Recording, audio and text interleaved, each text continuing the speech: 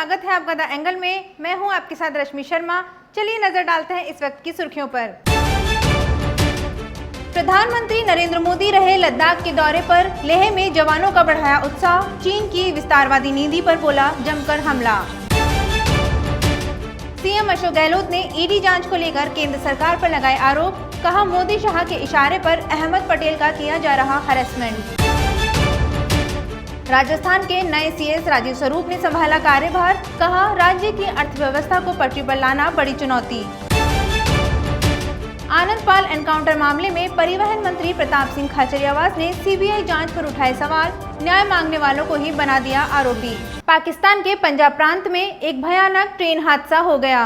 यहां एक passenger train श्रद्धालुओं से भरी एक वैन में जा भिड़ी। घटना में करीब 29 लोगों की मौत हो गई, जिनमें से ज्यादातर सिख यात्री थे। कई अन्य यात्री जख्मी हो गए।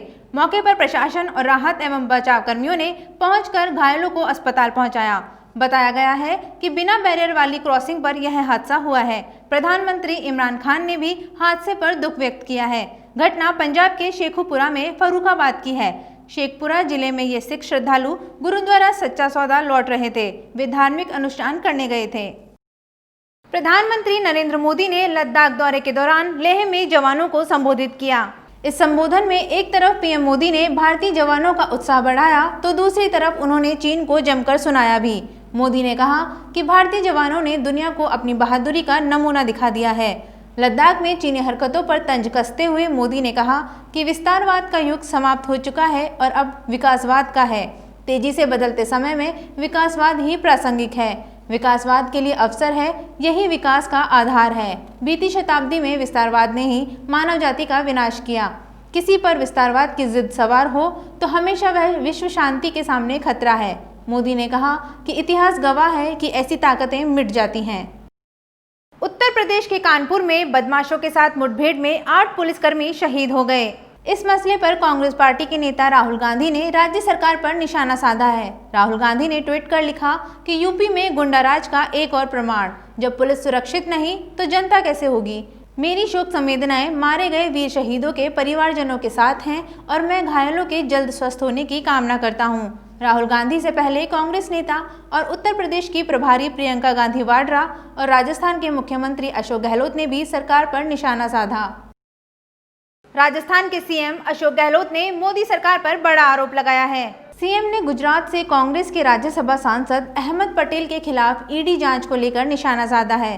गहलोत ने अपने फेसबुक पर इस बारे में एक पोस्ट लिखा है, जिसमें इशारों में कई बातें कह डाली। गहलोत ने आरोप लगाया कि कांग्रेस नेता अहमद पटेल का ईडी की ओर से हैरेसमेंट किया जा रहा है। यह कुछ नहीं बल्कि पॉलिटिकल एजेंडा के तहत काम किया जा रहा है। गहलोत ने यह भी कहा कि गुजरात और केंद्र में बीजेपी से मुकाबला करने पर पटेल का उत्पीड़न किया जा रहा है, लेकिन इससे कोई फर्क नहीं पड़ेगा। हम लोकतंत्र के लिए जंग जारी रखेंगे। हालांकि गहलोत ने किसी भाजपा नेता का नाम नहीं लिया, लेकिन उनका इशारा साफ साफ पीएम नरेंद्र मोदी और गृह मंत्री अमित शाह की ओर है। राजस्थान के नए मुख्य सचिव राजीव स्वरूप ने पदभार संभाल लिया है। डीबी गुप्ता ने हस्ताक्षर कर राजीव स्वरूप को चार्ज सौंपा। इसके बाद डीबी गुप्ता ने उन्हें गुलदस्ता भेंट किया। सीएस का चार्ज लेने के बाद राजीव स्वरूप ने कहा कि कोरोना के समय आर्थिक हालात को ठीक करना हमारी बड़ी जिम्मेदारी है। उन्होंने कहा कि कोरोना संकट के समय राज्य के सामने अर्थव्यवस्था को पटरी पर लाना बड़ी चुनौती है। सीएस ने कहा कि इस संकट के समय मुख्यमंत्री ने जो मुझ पर भरोसा जताया है, मेरी कोशिश है कि राज्य को इस कठिन परिस्थिति में तेजी से सामान्य व्यवस्था में लेकर आऊं। राजीव स्वरूप 1985 बैच के भारतीय प्रशासनिक सेवा के वरिष्ठ अधिकारी हैं। इससे पूर्व वे गृह विभाग में अतिरिक्त मुख्य सचिव थे। राजीव स्वरूप 31 अक्टूबर 2020 में रिटायर होंगे। कारण एक देश के सामने और राज्य के सामने बहुत ही अभूतपूर्व गंभीर स्थिति उत्पन्न हुई, जिससे हम अभी भी निपट रहे हैं। दोनों एक तो मेडिकल आधार पे, और जब से ये अनलॉक हुआ है और 3 महीने तक लगभग सारी एक्टिविटीज जो थी उनमें व्यवधान आ गया था, तो अब सरकार की प्राथमिकता है कि इन राज्य को जल्द से जल्द पटरी पर वापस लाया जाए, स्थिति सामान्य की जाए और जो कोरोना का जो संकट है मेडिकल तौर पे भी उसको कंट्रोल में लाया जाए। मैं मुख्यमंत्री जी का आभारी हूं, जिन्होंने इस कठिन टाइम पे मुझ पर विश्वास व्यक्त किया है। मेरा पूरा प्रयास रहेगा कि उस अनुसार मैं उनके कॉन्फिडेंस जो उन्होंने मुझ पर रिपोज किया है वो पूरी तरह खरा उतरूं और सारी टीम के साथ जो हमारी सारी स्टेट लेवल टीम है, हमारी ब्यूरोक्रेसी, हमारी पुलिस, हमारे डिस्ट्रिक्ट एडमिनिस्ट्रेशन, इनको साथ लेके चले और क्योंकि हमें बड़े तेजी से काम करना है वापस सामान्य स्थिति पर आने को, सब लोग समयबद्ध। भाजपा प्रदेश अध्यक्ष सतीश पूनिया ने आमेर का दौरा किया। इस दौरान सतीश पूनिया ने लोगों की समस्याएं सुनी और समस्याओं के समाधान के लिए संबंधित अधिकारियों को दिशा निर्देश दिए।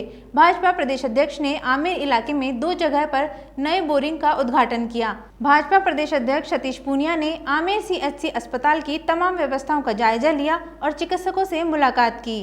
पूनिया ने उन्हें अन्य सुविधाएं बेहतर करने के लिए भी दिशा निर्देश दिए।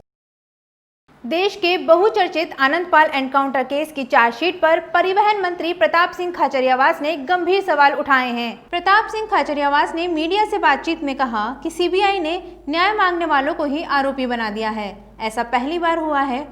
खाचरियावास ने कहा कि आनंदपाल मुठभेड़ की CBI जांच सवालों के घेरे में है। CBI ने मुठभेड़ की जांच ही नहीं की, उल्टे न्याय की मांग कर रहे नेताओं और सामाजिक नेताओं को दोषी बना दिया। खाचरियावास ने आरोप लगाया कि बीजेपी सरकार के इशारे पर CBI ने दबाव में गलत जांच की है। न्याय मांगने वालों को दोषी ठहराना गलत है, इसे समाज बर्दाश्त नहीं करेगा। उन्होंने कहा कि CBI की चार्जशीट अन्याय का पुलिंदा है। देखिए, ये मामला बड़ा गंभीर है, बड़े दुख की बात है। मुझे इस बात का बड़ा आश्चर्य और दुख भी है। आनंदपाल के परिवार को न्याय दिलाने के लिए जिन लोगों ने आंदोलन किया, वो आनंदपाल के परिवार को न्याय दिलाने की मांग कर रहे थे। उनकी माँ, उनके परिवार के लोग, उनकी बेटियां, उनके बच्चे सब गए। एक माँ ये कह सकती है कि मेरे बच्चे का फर्जी एनकाउंटर हुआ, ये बात माँ ने उठाई और पूरे परिवार ने कहा। उसके बाद एक आंदोलन खड़ा हुआ और आंदोलनकारी नेता जो थे उन्होंने यही कहा, पब्लिक ने ये कहा, मैंने उस वक्त कहा भी ये बात। तब उन लोगों ने कहा कि भाई आनंदपाल प्रकरण में ये हत्या है और यदि ये एनकाउंटर सही है तो जांच हो जाएगी, गलत है तो जांच हो जाएगी। ये एनकाउंटर गलत था, इसलिए जांच हुई, पब्लिक की डिमांड थी। अब आपने क्या हुआ, एनकाउंटर तो सही साबित कर दिया और एनकाउंटर के बाद उसके परिवार को न्याय दिलाने के लिए जो लोग लड़ रहे थे, ऐसा कभी हुआ इस देश में? पहला ऐसा मामला है। इससे बड़ा पाप कुछ नहीं हो सकता।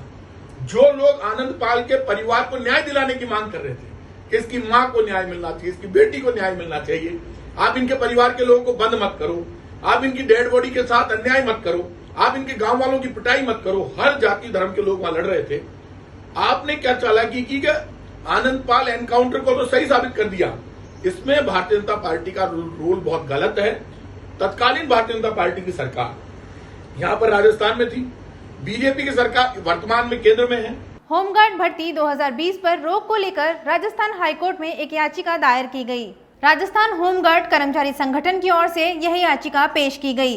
जस्टिस चंद्र कुमार सोनगरा की एकल पीठ ने मामले की सुनवाई की।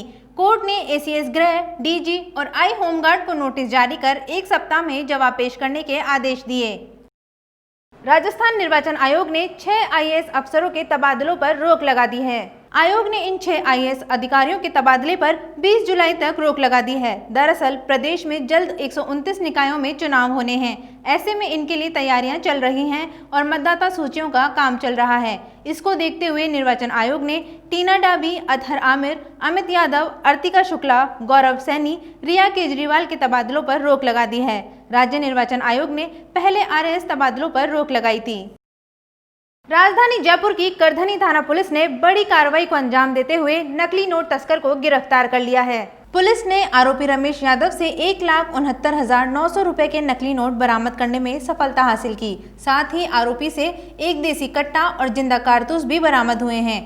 करधनी थाना प्रभारी रामकिशन विश्नोई ने बताया कि मुखबिर ने सूचना दी थी इलाके में एक आदमी नकली नोटों को 50% कम राशि में बाजार में बेचने की कोशिश कर रहा है। सूचना पर पुलिस ने जाल बिछाकर उसको गिरफ्तार कर लिया। यह पूरी कार्रवाई DCP काविंद्र सिंह सागर के निर्देशन में हुई। राजस्थान बेरोजगार एकीकृत महासंघ से जुड़े पदाधिकारियों ने उच्च शिक्षा मंत्री भंवर सिंह भाटी से मुलाकात की। महासंघ ने मंत्री को कॉलेज लेक्चरर की नई भर्ती, अगली कक्षा में प्रमोट करने, गुड एकेडमिक नियम हटवाने सहित कई मांगों का ज्ञापन सौंपा। उच्च शिक्षा मंत्री भंवर सिंह भाटी ने छात्रों को आश्वासन दिया कि इस मामले में जल्द ही छात्र हित में फैसला लिया जाएगा।